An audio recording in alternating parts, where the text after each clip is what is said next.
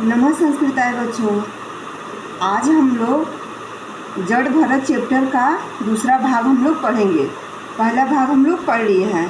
पहले भाग में बच्चों हम लोगों ने पढ़ा था कि किस तरह राजा भरत राजर्षि के रूप में जब अरण्य में वास करते थे तो मृग शावक के मोह के कारण उनको मृग शरीर की प्राप्ति हुई थी और उसके पश्चात उन्होंने मृग शरीर का त्याग कर दिया था। ठीक है,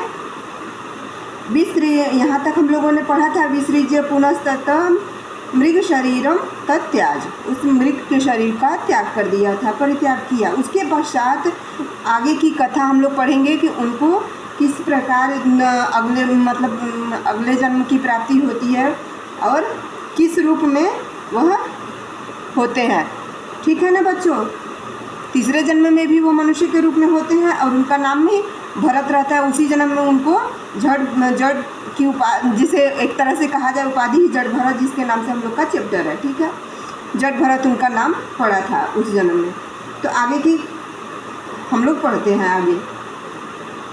अथ च स एव भरतो परस्मिन् तस्मिन् कस्यचिदं गिरा गोत्र उत्पन्न द्विजस्य गृहे जन्म लेभे। अथ च, इसके पश्चात और इसके पश्चात स, वह अर्थात राजर्षि भरतो परस्मिन् जन्मनि, मतलब दूसरे जन्म में कस्यचिद अंगिरा, किसी अंगिरा गोत्र के षष्ठी विभक्ति एक वचन, अंगिरा गोत्र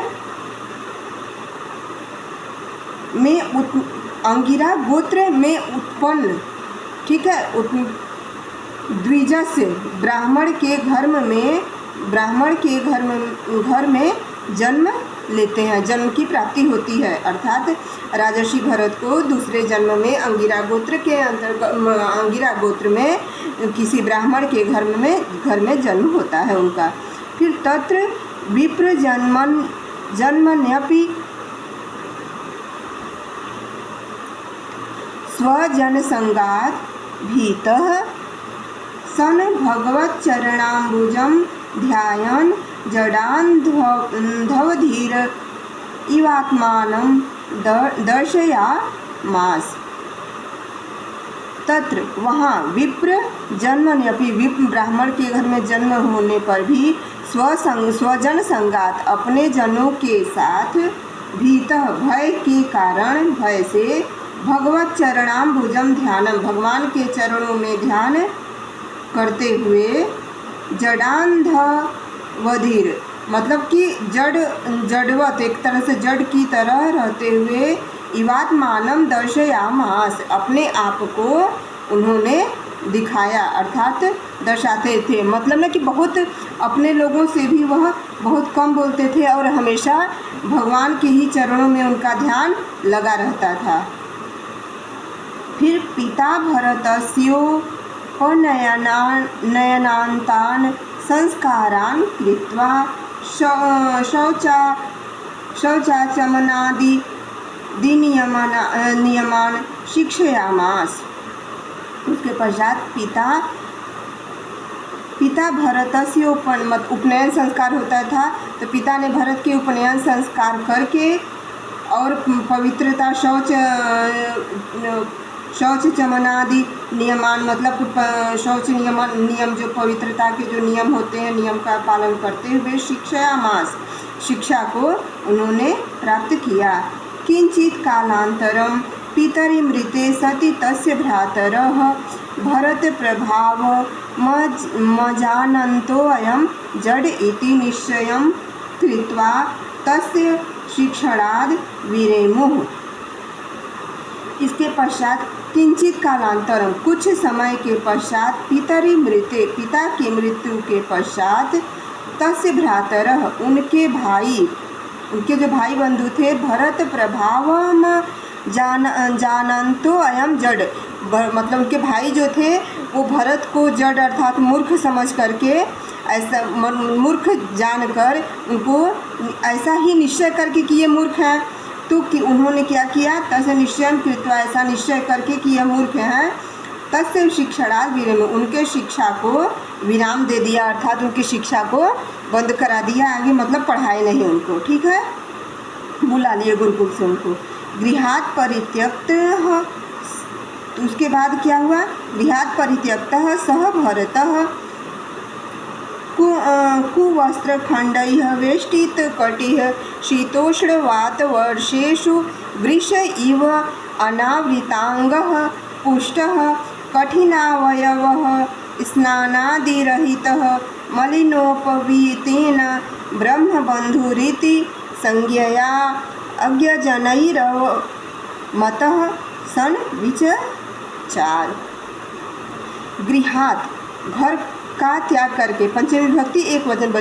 बच्चों सभी लोगों ने किताब खोली है ना अपनी, हम तो पता है आपको, काफ़ी विश्वास है आप लोग खोली, ठीक है बच्चों। लेकिन जो लोग बाद में यूट्यूब से भी पढ़िएगा तो बुक अपने पास, पुस्तक अपने पास रख कर के ही पढ़िएगा, ऐसे केवल कथा की तरह सुनिएगा तो नहीं समझ में आएगा, ठीक है बच्चों।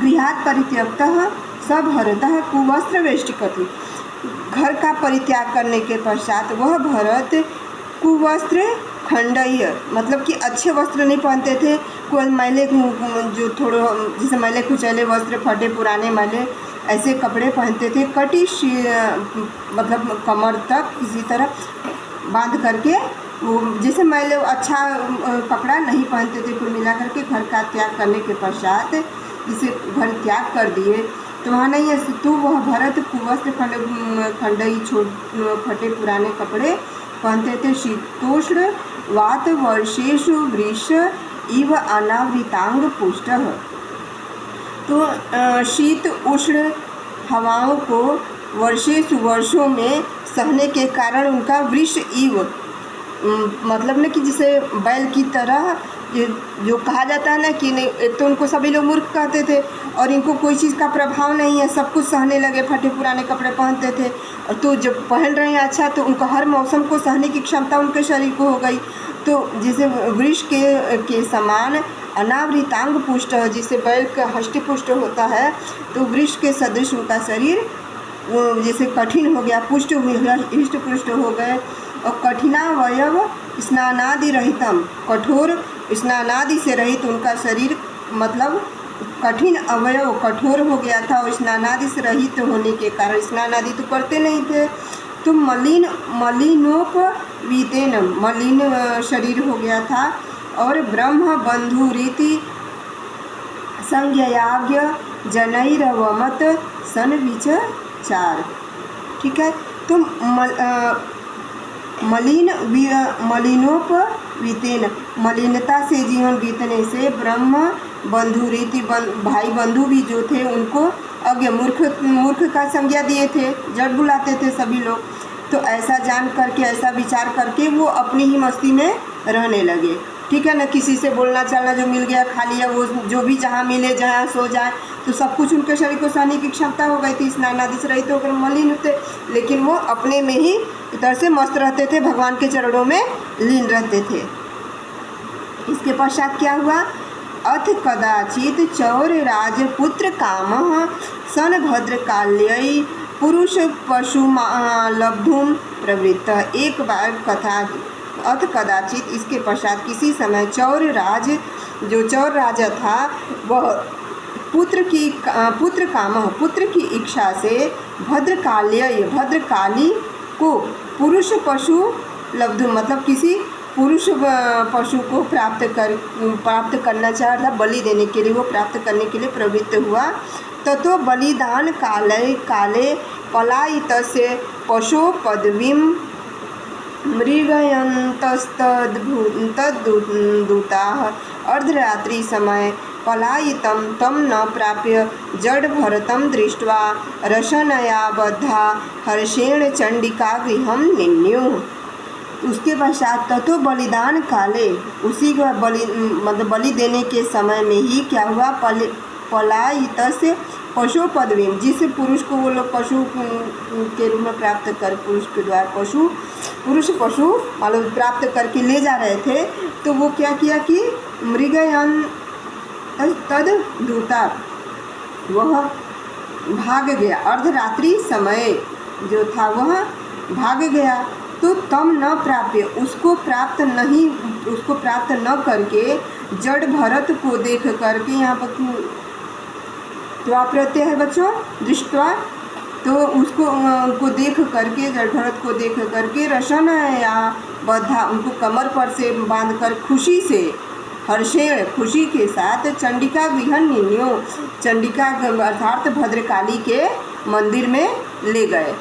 अथ चौरास्तम स्वविधिना स्नापयित्वा वस्त्र आभूषणमाला तिलकादिभिः अलंकृतं भुक्तवन्तं पुरुष पशु महापूजया पूजिताया भद्रकाल्याग्रे उपवेशया मासुः। उसके पश्चात देखिए, अथ चौरास्तम स्वविधिना, वो जो चौराज के जो आदमी थे, जो सैनिक थे, वो सब अपने विधिना, स्वविधि के अनुसार, स्नापयित्वा, उनको नहलाकर वस्त्र आभूषण माला तिलक आदि से अलंकृत करके, भुक्तवंतम, भोजन कराकर, भोजन करते हुए, भुक्तवंतम, उनको सब खिला उला करके अच्छे से, फिर पुरुष पशु के रूप में महापूजया पूजिताया, मतलब उनकी पूजा करके, पूजिताया, पूजा के लिए, भद्रकाली के उपवेशया सु, भद्रकाली के मंदिर में ले जा करके उनको बैठा दिए। ठीक है बच्चों, फिर आगे पढ़े हम लोग। इतना समझ में आया सभी को? ठीक है जी, फिर आगे पढ़ते हैं हम लोग। अथ चौरराज पुरोहितः पुरुष पशोः रक्तेन भद्रकालीं यक्ष्यमाणः शिरच्छेतुं तीक्ष्णं खड्गमाददे। इसके पश्चात चौरराज के पुरोहित पुरुष पशु को रक्त से, भद्रकाली मतलब पुरुष पशु के रक्त से, भद्रकाली यक्ष्यमाणः, भद्रकाली को देखते हुए, शिरच्छेतुं, शिरस मतलब उनकी सिर काटने के लिए, सिर को का भंजन करने के लिए, तीक्ष्ण खड्ग माददे, तीक्ष्ण तेज जो खड्ग था उसको लिए। भद्रकाली को देखते हुए, जो उनके सैनिक पुरोहित थे, वो भद्रकाली को देखते हुए, पुरुष मतलब वो देखे कि सिर का उनका छेदन होगा, तो इसी रक्त से भद्रकाली को का मतलब स्नान कराएंगे, उनको चढ़ाएंगे वही रक्त, और उनको बलि देंगे, तब उनको राजा को पुत्र की प्राप्ति होगी। तो ऐसा भद्रकाली को वो देखते हुए ये सब देख रहे थे। और उसके बाद खड्ग तीक्ष्ण तेज की एक बार मतलब वो किए, तो बस उसी तैयारी में थे बस। उसके पश्चात क्या हुआ? तेषां दुष्टानां दारुणं कर्म दृष्ट्वा ब्राह्मणस्य वधमयोग्यं मन्यमाना भद्रकाली तेजोमयेन वपुषा सहसैव प्रतिमा हित्वा बहिर्निर्गत्य क्रोधेन तद्धस्तात् खड्गं प्रगृह्य पापिष्ठानां सर्वचौराणां शिरांसि छित्त्वा तेषां मत्युष्णं रक्तं स्वगणैः सह पीत्वा ननर्त विजहार च। उसके पश्चात तेषां दुष्टानां दारुणम, उन दुष्टों के दारुण कर्म को देखकर ब्राह्मण के वध मयोग्य मन्य माना, ब्राह्मण को वध के अयोग्य मानते हुए कि किसी ब्राह्मण पुत्र तो ब्रह्म हत्या का पाप लगता, तो ब्राह्मण वध को अयोग्य मानते हुए भद्रकाली तेजोमयन, तेज मतलब तेज युक्त होकर, तेजोमयन, तेज से वपुषा, शरीर से सहसैव तुरंत प्रतिमा हित्वा, अपनी मूर्ति को त्याग कर छोड़कर बहिर्निर्गत्य, बाहर निकलकर, क्रोध से तद्धस्ताद खड्गम, उसी खड्ग से प्रगृह्य लेकर पापिष्ठानां सर्वचौराणां शिरांसि छित्त्वा, सभी पापियों के शिरों का मतलब भंजन करके, तेषां मत्वष्णं रक्त स्वगणैः पीत्वा, उनके ही रक्त, उनके सिर का भंजन करके, उनके रक्त को पी करके रक्तम स्वगणैश्च पीत्वा, उनके गणों को उन गणों को रक्तम स्वगणैश्च, उन गणों के साथ, मतलब सभी के रक्त का शिरों का भंजन किए, उसके पास उन गणों के साथ रक्त को पीकर ननर्त बीजहार, नृत्य करने लगी और बीजहार उनको छोड़ा सभी को। जिसे सबका भंजन कर दिया, तब उनको जो बलि के लिए बांधे गए थे, अब नृत्य करते हुए उनके जिसे जो बांधे थे ना, तो उसको उन्होंने छोड़ दिया था। एवमेव खलु महदभिचरति क्रमः कार्त्स्येनात्मने फलति।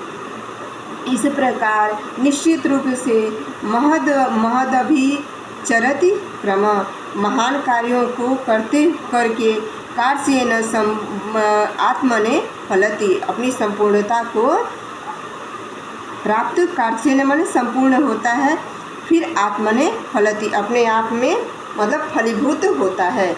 जिसे सही कर्म से अगर आदमी है, जिसे सच्चे कर्म पर है, तो वह अपना फल देता है, और मतलब अच्छा समय आने पर वह कर्म फलीभूत होता है। तस्मात् निर्भयं विष्णुपदं श्रीतान् हन्तुं कः समर्थो भवेत्।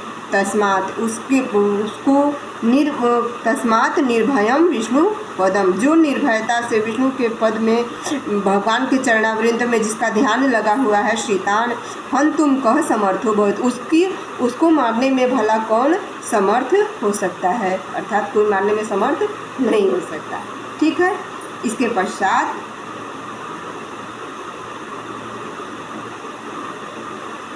अथ सिंधु सौवीरदेशयोः राज्ञः तत्त्वजिज्ञासया कपिलाश्रमं गच्छतो राहुगणस्य इक्षुतैनद्यास्तटे शिविकावाह पुरुषान्वेषमाण समये देवयोगेन प्राप्तः सः द्विजवरः एष पीवा वृषखर्वद्भारं वोढुं समर्थः इति पूर्वं बलाद् गृहीतैः सह धृतः सन शिविका मुआह। इसके पश्चात सिंधु सौवीर देश के राजा तत्व जिज्ञासा से कपिल मुनि के आश्रम में जाते हुए राहुगण के इक्षुमती नदी के तट पर शिविकावाह पुरुषान्वेषमाण समय, जो कहार थे, वो जो उनकी राहुगढ़ के जो पालकी को ले जाते नदी के तट पर, तो जो कहार थे पुरुष वेश माण समय दैव योगेन प्राप्त, मतलब वो जब ढूंढते ढूंढते थक गए थे जो कहार थे उनकी पालकी को, तो वो उसी समय मतलब कोई आदमी को खोज रहे थे कि कोई मिल जाए कि उसको पकड़ा देते, जिससे कि वो कुछ दूर ले जाता। तो भाग्यवश दैव योगेन प्राप्त सद्विजवरः, उन्हीं दो अर्थात जड़ भरत को ही उन्होंने प्राप्त किया। दैव योगेन प्राप्त सद्विजवरः एष पीवा वृषखर्वद भारम वोढुं समर्थम, उनको ये समझ में आया कि यह जो है बैल की तरह भार ढोने में समर्थ है। एवं बलात् गृह्यते, जबरदस्ती उनको पकड़कर धृता सन शिविका मुवाह, तो वो कहार बना करके उनको पालकी ले जाने के लिए जबरदस्ती आगे लगा दिए कि अब तुम ले करके चलो। ठीक है, अर्थात मतलब जड़ भरत से अब आगे कहार बना करके, ये सब दूसरी बात है उनके साथ घटना इस समय हुई है। एक तो बलि ले जाने के लिए करने के लिए, तो वहाँ से उनकी जान बची, फिर आगे अब कहार बना करके ये लोग कहार ही लगा दिए हैं। फिर आगे क्या होता है बच्चों, पढ़ा जाए हम लोग देखें। ठीक है। द्विजस्य ततस्ततः शुद्ध भूम्यावलोकेन गच्छतः सतः किंचित् विषमगतां शिविकां ज्ञात्वा राहुगणः आह। द्विजस्य ततः, द्विज के द्वारा यह मतलब ढोया जा रहा है। शुद्ध मुभ्य अवलोकेन, उसको शुद्ध भूमि को देख करके गच्छत सतह, कुछ दूर मतलब जा करके द्विज के द्वारा इनको ऐसे ले जाया जा रहा है। फिर शुद्ध भूमि को देखकर कुछ दूर जा करके सतः किंचित द्विषमगता शिविका ज्ञात्वा राहुगण आव। तो कुछ दूर जा करके, अब कहार तो जानते थे कि ये ब्राह्मण है, तो कुछ दूर जा शुद्ध भूमि देख करके कुछ दूर जाकर फिर जो वही जो सेवक थे, कुछ जो उसमें कहार थे, वह जानकर राहुगण से कहे, हे वोढारः। राहुगण शिविका, राहु जिसे कहारों के माध्यम से जब जानकर, तो राहुगण किससे बोले? भरत से बोलते हैं, हे वोढारः साधु गच्छत, हे कहार साधु गच्छत। आप मतलब कि साधु, जैसे कि चलिए जाइए, कथम यानम विषमम नियते, कब तक मतलब कैसे, यानम विषमम नियते, कैसे इस कठिन यान को ले जाएंगे। अथ राज्ञो वचः श्रुत्वा ते ऊचुः।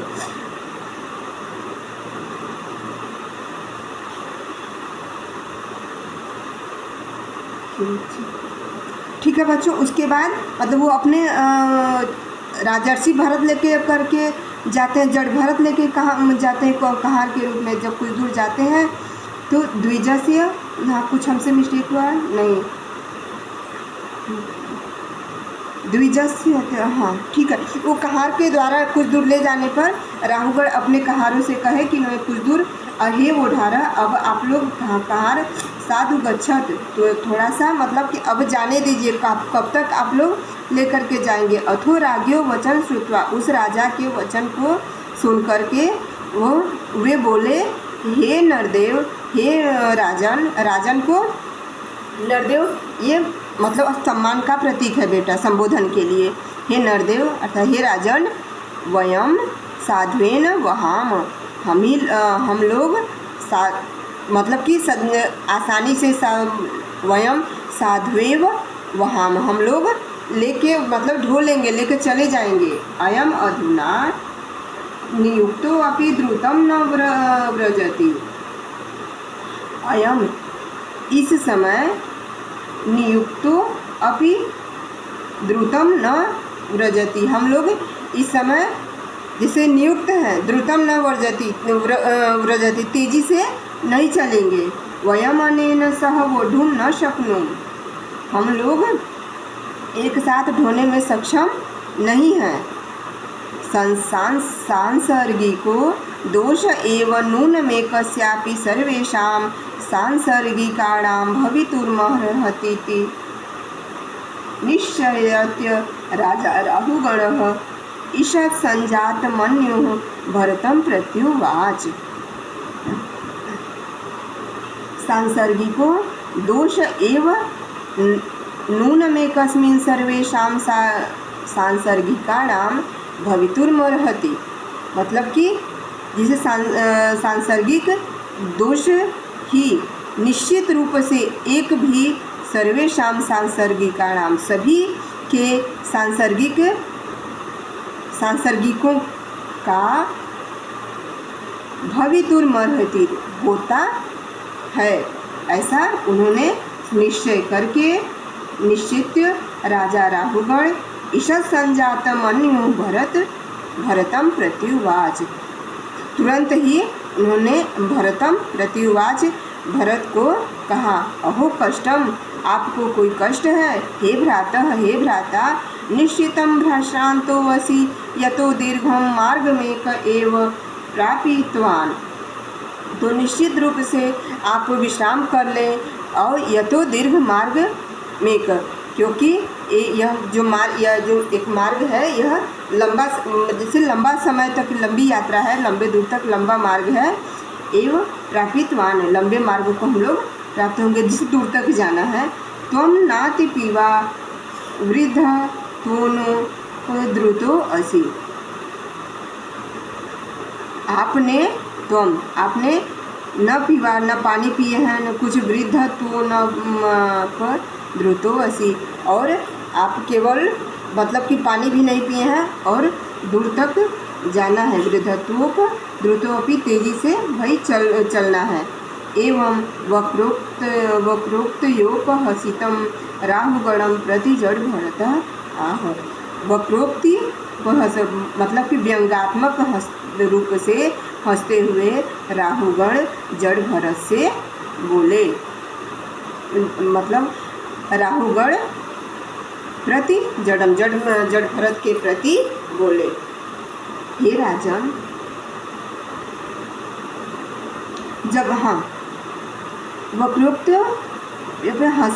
हसीतम राहुगण व्यंग्यात्मक रूप से हंसे तब उनके प्रति जड़ भरत बोले हैं, हे राजन, त्वयोदितम सर्वम सत्यम, आप सत्य जो भी आप कह रहे हैं वह सत्य है। हे वीर, यदि कश्चित् भारः स्यात् स हि वोढुर्देहस्य न मम।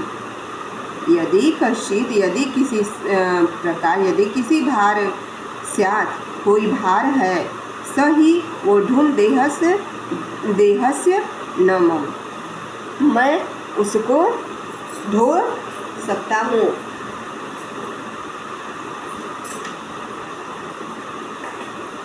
ठीक है। यदि कश्चित् भारः स्यात्, यदि कोई भार है, स ही वह निश्चित रूप से वोढुहस्य उसको ढोकर न मम, उसको मैं जिस ऐसा नहीं है कि मैं नहीं ढो सकता हूँ।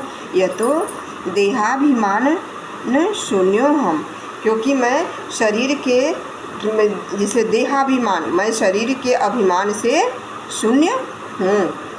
यह तो देहाभिमान मैं अपने शरीर के अभिमान से शून्य हूँ। किंच स्थूलत्वं कृशत्वं व्याध्यादि जीवन मृतत्वा दिश्चम देहस्यैव मम न। किंच स्थूलत्वं, कुछ मोटा कुछ पतला, स्थूलत्वं, ठीक है, कुछ मोटा कुछ पतला, व्याधि जीवन मृत्वा दिश, रोग व्याधादि से जीवन मृत्वादिश देहस्यैव मम न, मतलब कि मेरा जीवन जिसे मोटा पतला या व्याधि रहित जिसे रोग से ग्रस्त है तो उसको भी न ध्यान देते हुए देहस्य मैं किसी चीज़ को इसे ध्यान नहीं देता हूँ। तो मतलब एक तरह से शरीर है, मैं शरीर से परे हूँ, शरीर को नहीं ध्यान देता हूँ कि मोटा है कि पतला है कि शरीर में कोई बीमारी है, कोई भी चीज़ का ध्यान नहीं देता हूँ। एवं ग्रंथ सम्मतम द्विजवचः श्रुत्वा त्वरया शिविकायाः उत्तीर्य शिरसा प्रणम्य क्षमापयन् विगतगर्वः उवाच। एवं इसके पश्चात ग्रंथ सम्मत, ग्रंथ के समान, इसे ग्रंथ जो अपने साहित्य श्रुतियों में जो कहा गया है ग्रंथ सम्मत, ग्रंथ के अनुसार द्विज वचन ब्राह्मण के वचन को सुनकर त्वरया तुरंत ही शीघ्रता से शिविकायाम पालकी से उतरकर शिरसा प्रणम्य, सिर को झुका करके प्रणाम करके क्षमापयन, क्षमा मांगते हुए विगत गर्व उचार, मतलब कि गर्व रहित होकर के अभिमान रहित होकर बोले, हे ब्रह्मण, दत्तात्रेयादीनां मध्ये त्वं कथमो अवधूतः यः कस्माद् हेतोः प्राप्तः।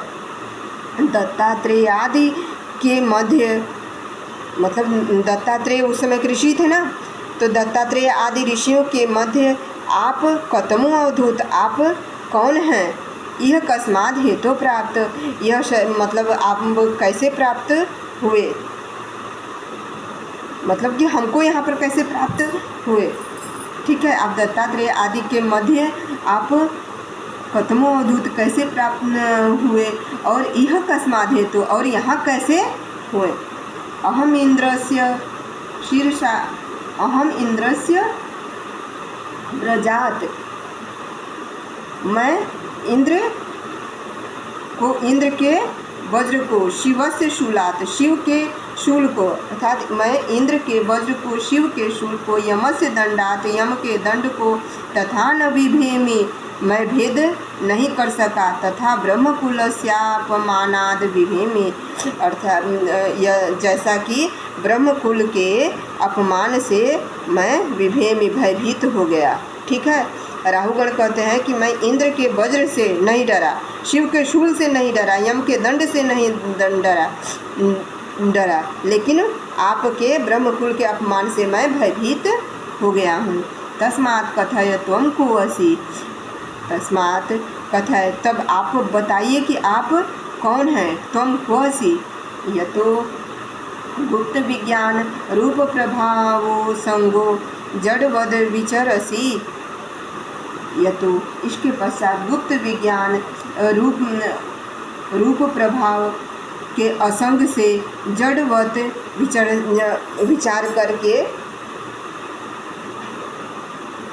करें, जड़वत विचार करें। हे द्विज, भवान राज्ये त्याभिमानेन तुच्छकृत भवादृशस्य मे कृपा करोतु, यथा हम सतामपमान रूपपाद तरिष्यामि। हे द्विज, आप राज्य त्याभिमानेन, राज्य के अभिमान से तुक्ष कृत भवादृश्य से आपके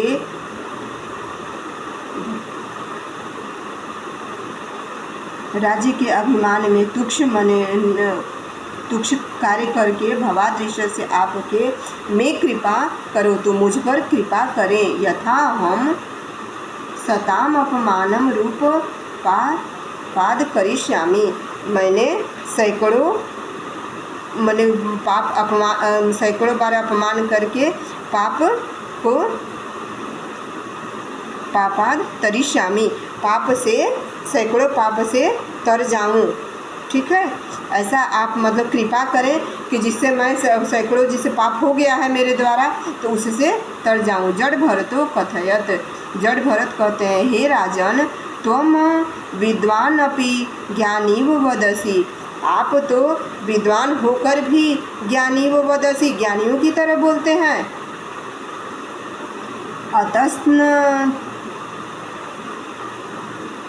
अतस्त्वं ज्ञानिनां मध्ये श्रेष्ठो न भवसि, अतः आप ज्ञानियों के मध्य श्रेष्ठ नहीं हो। यतो लौकिक व्यवहारम त्वं सत्यम जानासि, आप तो लौकिक व्यवहार में सत्य को जानते हो। ज्ञानिनस्तु मिथ्यात्वेन जानन्ति, ज्ञानिनस्तु ज्ञानियों में मिथ्यात्वेन जानन्ति, ज्ञानियों में मिथ्या ज्ञान को जानते हैं। देही ज्ञानियों में मिथ्या ज्ञान को जानते हैं। फिर देही यावदेतां माया त्यक्त्वा मतत्वं न वेद, देही जो होते हैं यावदेतां मायाम, जब तक इस माया का त्याग त्यक्त्वा आत्मतत्वम न वेद, जब तक देही जो होते हैं जब तक माया को त्याग कर आत्म तत्व को न जाने, तावदि हम भ्रमति, तब तक भ्रमण करते रहते हैं, भ्रम में रहते हैं। किंचितात्मनः उपाधिभूतं संसार तापानां क्षेत्रमिदं मनः इति यावत् जीवो न वेद तावद् भ्रमति। किंचित आत्मा किंचित आत्मनः, कुछ आत्म जो है अपने को कुछ अपने जानकर, उपाधिभूतम संसार तापानाम, कुछ अपने को उपाधिभूत संसार के ताप को, क्षेत्रमिदम